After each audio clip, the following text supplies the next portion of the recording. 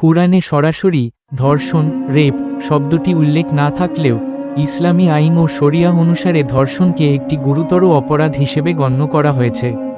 এটি জিনা, ব্যভিচার এবং হামলার আগ্রাসনের মধ্যে পড়ে, যা কঠোর শাস্তিযোগ্য অপরাধ। ধর্ষণ মূলত জবরদস্তিমূলক জিনা। আল কুরআন সূরা আন-নূরে আল্লাহ বলেছেন, ব্যভিচারী নারী ও ব্যভিচারী পুরুষ, তোমরা তাদের প্রত্যেককে 100 দোররা মারো।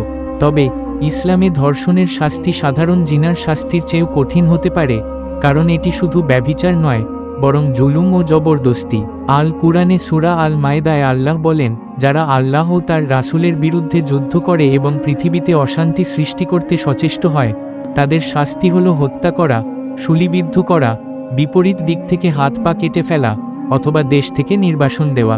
এই আয়াত দ্বারা বোঝা যায় যে ধর্ষক যদি গুরুতর অপরাধ করে তবে রাষ্ট্র তাকে মৃত্যুদণ্ড দিতে পারে। ধর্ষণের শাস্তি প্রমাণের জন্য ইসলামী আইনে 4 জন সাক্ষী প্রয়োজন হয় না, বরং ভিকটিমের অভিযোগ, ফরেনসিক প্রমাণ এবং অন্যান্য সাক্ষ্যের ভিত্তিতেই শাস্তি হতে পারে। ইসলামে ভুক্তভোগী নারীর নিরাপত্তা ও মর্যাদা রক্ষার জন্য কঠোর বিধান রয়েছে। ইসলামে ধর্ষকের শাস্তি ব্যভিচারের শাস্তির চেয়েও কঠোর হতে পারে।